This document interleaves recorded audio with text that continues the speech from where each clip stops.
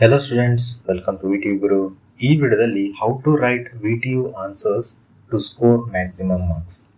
ಬಹಳ ಜನ ಪ್ರತಿ ಕ್ಲಾಸ್ ಅಟೆಂಡ್ ಆಗ್ತಾರೆ, ಯಾವುದೇ ಒಂದು ಕ್ಲಾಸ್ನ ಮಿಸ್ ಮಾಡ್ದೇನೆ ಅದ್ರ ಜೊತೆಗೆ ನೋಟ್ಸ್ ಬರ್ಕೋತಾರೆ ಆ್ಯಂಡ್ ಕರೆಕ್ಟಾಗಿ ಎಕ್ಸಾಮಲ್ಲಿ ಆನ್ಸರ್ಸ್ ಕೂಡ ಬರೀತಾರೆ. ಬಟ್ ಆದರೆ ಕಂಪೇರ್ ಟು ಅದರ್ಸ್, ಬೇರೆಯವ್ರಿಗೆ ಕಂಪೇರ್ ಮಾಡಿದರೆ ಇವರಿಗೆ ಬಹಳ ಕಮ್ಮಿ ಮಾರ್ಕ್ಸ್ ಬರ್ತಾ ಇರುತ್ತೆ. ಸೊ ರೀಸನ್ ಅಂದರೆ ಬಹಳಷ್ಟು ರೀಸನ್ಸ್ ಇರ್ಬೋದು, ಬಹಳಷ್ಟು ಮಿಸ್ಟೇಕ್ಸ್ ಇರ್ಬೋದು. ಪ್ರತಿಯೊಂದು ನಾನು ಈ ಒಂದು ವಿಡಿಯೋದಲ್ಲಿ ಡೀಟೇಲ್ ಆಗಿ ತಿಳಿಸ್ಕೊಡ್ತೇನೆ. So today let's talk about how to write your VTU answers smartly and effectively. ಮೊದಲಿಗೆ understand the question properly. First point students, question proper ಆಗಿ ನೋಡಿ. VTU ಪೇಪರಲ್ಲಿ sometimes they use tricky words like explain, list, derive, sketch, compare.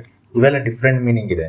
So ಒಂದೇ meaning ಅಂದ್ಕೊಂಡ್ಬಿಟ್ಟು ಭಾಳ ಜನ ಏನು ಮಾಡ್ತಾರೆ, ಸೇಮ್ ರೀತಿ ಅಥವಾ ಸೇಮ್ ಟೈಪಲ್ಲಿ ಆನ್ಸರ್ ಬರೋಕ್ಕೆ ಟ್ರೈ ಮಾಡ್ತಾರೆ. ಫಾರ್ ಎಕ್ಸಾಂಪಲ್ಗೆ ಎಕ್ಸ್ಪ್ಲೇನ್ ಅಂತಂದರೆ you need to write paragraph style with 2-3 points. Derive ಅಂತಂದರೆ ಫಾರ್ಮುಲಾ, ಡೆರಿವೇಷನ್ಸ್ ಕಂಪಲ್ಸರಿ ಇರುತ್ತೆ. ಸೊ ಸ್ಕೆಚ್ ಅಂತಂದರೆ ಡಯಾಗ್ರಾಮ್ ಆಫ್ ಕೋರ್ಸ್ ಇದ್ದೇ ಇರುತ್ತೆ. ಸೊ ಫಸ್ಟ್ ನೀವೇನು ಮಾಡಬೇಕಂದ್ರೆ ಕ್ವಶನ್ನ ಕರೆಕ್ಟಾಗಿ ಅರ್ಥ ಮಾಡ್ಕೋಬೇಕು. ಸೊ ಆಮೇಲೆ ನೀವು ಆನ್ಸರ್ ಬರೋಕ್ಕೆ ಸ್ಟಾರ್ಟ್ ಮಾಡಬೇಕು. Next, write in a clean format. Second important thing, presentation. VTU ಲೆಕ್ಚರರ್ಸ್ಗೆ ನೀಟ್ ಹ್ಯಾಂಡ್ ರೈಟಿಂಗ್, ಅದ್ರ ಜೊತೆಗೆ ಸ್ಟ್ರಕ್ಚರ್ಡ್ ಆನ್ಸರ್ಸ್ ಬೇಕು. ನೀವು ಹೆಂಗೆ ಬೇಕಂಗೆ ಬರಿತೀನಿ, ಎಲ್ಲಿ ಬೇಕಲ್ಲಿ ಸ್ಪೇಸ್ ಬಿಡ್ಲಾರ್ದೇನೆ ಅಥವಾ ಲೈನ್ಸ್ ಬಿಡ್ಲಾರ್ದೇನೆ ನಾನು ಆನ್ಸರ್ ಬರಿತೀನಿ ಅಂತಂದರೆ ನಿಮಗೆ ಮಾರ್ಕ್ಸ್ ಖಂಡಿತ ಸಿಗೋದಿಲ್ಲ. Start your answer with definition or introduction, diagram or equation if applicable, explanation or steps, conclusion or formula. For ಎಕ್ಸಾಂಪಲ್ಗೆ if question is explain amplitude modulation ಅಂತ ಒಂದು ಕ್ವಶನ್ ಕೊಟ್ಟರೆ ಅಂತ ಅಂದ್ಕೊಳ್ಳಿ. ಸೊ ನೀವು ಯಾವ ರೀತಿ ಸ್ಟಾರ್ಟ್ ಮಾಡಬೇಕಂದ್ರೆ amplitude modulation is a process in which, so ಈ ರೀತಿ ನೀವು ಬರಿತಾ ಹೋಗಬೇಕು. Then draw a small neat diagram with the title and label. Then write points clearly with the bullet points. So ಈ ರೀತಿ ಬರೋದ್ರಿಂದ ನಿಮಗೆ ಸ್ಟ್ರಕ್ಚರ್ಡ್ ಫಾರ್ಮಲ್ಲಿ ಇರುತ್ತೆ. ಸೊ ನೀಟಾಗಿ ಎಕ್ಸ್ಪ್ಲೇನ್ ಮಾಡಿದ್ದಾರೆ ಅಂದ್ಬಿಟ್ಟು ನಮಗೆ ಮ್ಯಾಕ್ಸಿಮಮ್ ಮಾರ್ಕ್ಸ್ ಕೊಡ್ತಾರೆ. Next, highlight important points. VTU examiner answer sheet check ಮಾಡೋಕ್ಕೆ ಬಹಳ ಟೈಮ್ ತೊಗೊಳ್ಳಲ್ಲ, ಆದಷ್ಟು ಕಡಿಮೆ ಸಮಯದಲ್ಲೇ ಚೆಕ್ ಮಾಡಿ ಬಿಸಾಕ್ಬಿಡ್ತಾರೆ. ಸೊ ಅದಕ್ಕೆ ನೀವೇನು ಮಾಡ್ಬೇಕಂದ್ರೆ ಹೈಲೈಟ್ ಆಗಬೇಕು ನಿಮ್ಮ ಒಂದು ಆನ್ಸರ್ಸ್. ಪ್ರತಿಯೊಂದು ನಾನು ಹೇಳ್ದಂಗೆ ನೀಟಾಗಿ ಮತ್ತು ಸ್ಟ್ರಕ್ಚರ್ಡ್ ಫಾರ್ಮೆಟಲ್ಲಿ ನೀವು ಆನ್ಸರ್ಸ್ನ ಬರೀರಿ. ಅದ್ರ ಜೊತೆಗೆ ಯೂಸ್ ಅಂಡರ್ಲೈನಿಂಗ್ ಮತ್ತು ಬಾಕ್ಸಸ್, ಫಾರ್ಮುಲಾಗೆ ಬಾಕ್ಸಸ್ ಹಾಕ್ರಿ. ಮತ್ತು ಯಾವುದಾದ್ರೂ ಇಂಪಾರ್ಟೆಂಟ್ ಪಾಯಿಂಟ್ ಅಥವಾ ಇಂಪಾರ್ಟೆಂಟ್ ಪ್ಯಾರಾಗ್ರಾಫ್ ಇದ್ದರೆ ಅಂಡರ್ಲೈನ್ ಮಾಡಿರಿ. ಅದ್ರ ಜೊತೆಗೆ ಹೆಡ್ಡಿಂಗ್ಸ್, ಏನಾದರೂ ಟೈಟಲ್ಸ್ ಮಿಸ್ ಮಾಡ್ತಾ ಇರ್ತಾರೆ ಭಾಳ ಜನ. ಇವಾಗ ಫಾರ್ ಎಕ್ಸಾಂಪಲ್ಗೆ ಅಡ್ವಾಂಟೇಜಸ್ಸು ಡಿಸ್ಅಡ್ವಾಂಟೇಜಸ್ ಅಂತ ತೊಗೊಳ್ಳೋಣ, ಅಥವಾ ಅಪ್ಲಿಕೇಶನ್ಸು. ಸೊ ಹೆಡ್ಡಿಂಗ್ ಬರೋದೇ ಇಲ್ಲ, ಅಪ್ಲಿಕೇಶನ್ಸ್ ಅಂತ ಬರೋದೇ ಇಲ್ಲ, ಅಪ್ಲಿಕೇಶನ್ ಫಾರ್ ದಿಸ್ ಅಥವಾ ಅಡ್ವಾಂಟೇಜಸ್ ಫಾರ್ ದಿಸ್. ಸೊ ಈ ರೀತಿ ನಾವು ಬರೀಬೇಕಾಗುತ್ತೆ. ಸೊ ಹೆಡ್ಡಿಂಗ್ ಇಲ್ಲದೇ ನೀವು ಡೈರೆಕ್ಟ್ ಸ್ಟಾರ್ಟ್ ಮಾಡಿದ್ರೆ ನಿಮಗೆ ಕಮ್ಮಿ ಮಾರ್ಕ್ಸ್ ಸಿಗೋದು ಗ್ಯಾರಂಟಿ. ಸೊ ಹೆಡ್ಡಿಂಗ್ನ ಮಿಸ್ ಮಾಡ್ದೇ ಬರೀಬೇಕು. ಓಕೆ.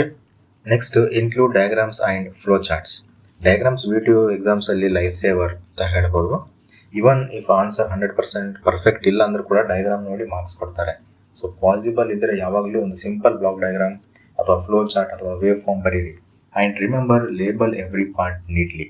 ಸೊ ಹಂಗಂತ ನೀವು ನಾನು ಹೇಳಿನಿ ಇನ್ಕ್ಲೂಡ್ ಡಯಾಗ್ರಾಮ್ ಅಥವಾ ಫ್ಲೋ ಚಾರ್ಟ್ ಹೇಳಿನಂತ ಪ್ರತಿಯೊಂದು ಕ್ವಶನ್ಗೂ ಡಯಾಗ್ರಾಮ್ ಫ್ಲೋ ಚಾರ್ಟ್ ಹಾಕುವಂತ ಬರೆಯೋಕೆ ಹೋಗಬೇಡ್ರಿ.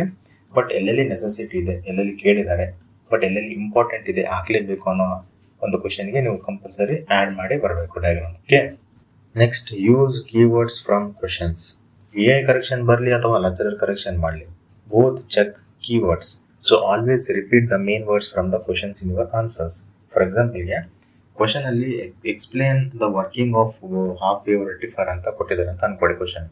ನೀವು ಆನ್ಸರ್ ಯಾವ ರೀತಿ ಸ್ಟಾರ್ಟ್ ಮಾಡಬೇಕಂದ್ರೆ the working of half wave rectifier is based on. So ಈ ರೀತಿ ನೀವು ಸ್ಟಾರ್ಟ್ ಮಾಡಬೇಕಾಗುತ್ತೆ. ಇದು ಎಕ್ಸಾಮ್ನರ್ಗೆ ಈಸಿಯಾಗಿ ಅರ್ಥ ಆಗುತ್ತೆ, ಐಡೆಂಟಿಫೈ ಮಾಡೋಕ್ಕೆ ಆ್ಯಂಡ್ ಅಂಡರ್ಸ್ಟ್ಯಾಂಡ್ ಕೂಡ ಈಸಿಯಾಗಿ ಅರ್ಥ ಮಾಡಿಕೊಂಡು ನಿಮಗೆ ಒಳ್ಳೆ ರೀತಿ ಮಾರ್ಕ್ಸ್ ಕೊಡ್ತಾರೆ. Next, time management. ಎಕ್ಸಾಮ್ ಟೈಮಲ್ಲಿ 3 ಅವರ್ಸ್ ಇದ್ದರೆ ಫಸ್ಟ್ 10 ಮಿನಿಟ್ಸ್ ಕ್ವಶನ್ ಪೇಪರ್ ನೋಡ್ಕೊಳ್ಳಿ, ಡಿವೈಡ್ ಮಾಡ್ಕೊಳ್ಳಿ. ಫಾರ್ ಎಕ್ಸಾಂಪಲ್ಗೆ 10 ಮಾರ್ಕ್ಸ್ ಕ್ವಶನು 12 ಮಿನಿಟ್ಸು ಅಥವಾ ಈ ಒಂದು ಹಾಫ್ ಆನ್ ಅವರಲ್ಲಿ ಇದೆಲ್ಲ ಫಸ್ಟ್ ಮಾಡಲ್ ಕಂಪ್ಲೀಟ್ ಮಾಡಬೇಕು, ಫಸ್ಟ್ ಸೆಕೆಂಡ್ ಮಾಡಲ್ಸು. ಸೊ ಈ ರೀತಿ ನಾವು ಟೈಮ್ನ ಡಿವೈಡ್ ಮಾಡ್ಕೋಬೇಕು. ಆ್ಯಂಡ್ ಉಳಿಕಿರೋ ಕ್ವಶನ್ಸ್ ಯಾವ ಬರ್ತಿರಲ್ಲ ಅಥವಾ ಟಫ್ ಕ್ವಶನ್ಸ್ ಇರುತ್ತಿಲ್ಲ, ನೆನ್ಪು ಬರ್ತಾ ಇರಲ್ಲ.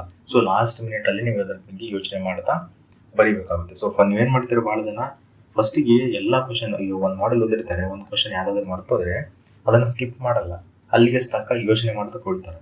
ಸೊ ನೀವು ಆ ರೀತಿ ಯೋಚನೆ ಮಾಡ್ತಾ ಕೊಡ್ತಾರೆ, ನಿಮಗೆ ನೆಕ್ಸ್ಟ್ ಕ್ವಶನ್ ಯಾವಾಗ ಬರೀತೀರಾ ಆ್ಯಂಡ್ ಅಟೆಂಡ್ ಆಗೋಕ್ಕೆ ಇನ್ನೊಂದು ಕ್ವಶನ್ ನಿಮಗೆ ಟೈಮ್ ಪ್ರೆಷರ್ ಬೀಳುತ್ತೆ. ಸೊ ಆ ಕ್ವಶನು ಅರ್ಧಂಬರ್ಧ ಅಟೆಂಡ್ ಮಾಡ್ತಾರೆ, ಈ ಕ್ವಶನ್ ಕೂಡ ಅರ್ಧಂಬರ್ಧ ಅಟೆಂಡ್ ಮಾಡ್ತೀರಾ. ಸೊ ಈ ರೀತಿ ಪ್ರಾಬ್ಲಮ್ಸ್ ಆಗಬಾರ್ದು ಅಂದರೆ ನೀವು ಫಸ್ಟ್ ನಿಮ್ಗೆ ಗೊತ್ತಿರೋಂಥ ಕ್ವಶನ್ ಎಷ್ಟೆಷ್ಟು ಬರ್ತದೆ ಕಂಪ್ಲೀಟ್ ಆಗಿ ಬರುವಂಥ ಕ್ವಶನ್ನ ಫಸ್ಟ್ ಯಾವುದೇ ಮಾಡಲ್ಸ್ ಇರಲಿ ಫಸ್ಟ್ ಮಾಡಲ್ ಆಗಿರ್ಬೋದು, ಸೆಕೆಂಡ್ ಮಾಡಲ್ ಆಗಿರ್ಬೋದು, ಥರ್ಡ್ ಮಾಡಲ್. ಸೊ ಯಾವುದೇ ಮಾಡಲ್ ಆಗಿರ್ಬೋದು, ಒಂದೊಂದು ಕ್ವಶನ್ ಬಂದರೂ ಕೂಡ ನಿಮಗೆ ಕಂಪ್ಲೀಟ್ ಆಗಿ ಫಸ್ಟ್ ನಿಮ್ಗೆ ಗೊತ್ತಿರೋ ಆನ್ಸರ್ಸ್ ಬರೀರಿ. ಆಮೇಲೆ ಟಫ್ ಕ್ವಶನ್ಸ್, ಗೊತ್ತಿರೋ ಕ್ವಶನ್ಸ್ಗೆ ನೀವು ಟ್ರೈ ಮಾಡಿ ಬರೋಕ್ಕೆ. Next, write extra points. Video ಲೆಕ್ಚರರ್ಸ್ಗೆ ಸಮ್ಟೈಮ್ಸ್ ಎಕ್ಸ್ಟ್ರಾ ಪಾಯಿಂಟ್ಸ್ ನೋಡಿ ಖುಷಿ ಆಗುತ್ತೆ. ಸೊ ನಿಮಗೆ ಎಕ್ಸ್ಟ್ರಾ ಮಾರ್ಕ್ಸ್ ಕೊಡ್ತಾರೆ. So if you remember 1 to 2 extra applications ಆಗಿರ್ಬೋದು, ಅಡ್ವಾಂಟೇಜಸ್, ಇಲ್ಲಾಂದ್ರೆ ಅಡಿಷನಲ್ ಪಾಯಿಂಟ್ಸ್ ನಿಮ್ಗೆ ಏನಾದ್ರು ನೆನಪಿದ್ರೆ ಖಂಡಿತ ಬರೀರಿ. But don't write unrelated content. ಯಾವುದೇ ಗೊತ್ತಿಲ್ಲಾರ್ದು ಒಂದು 2-3 ಲೈನ್ ಬರೆಯಕ್ಕೆ ಹೋಗ್ಬೇಡ್ರಿ. Quality is more important than quantity. Okay.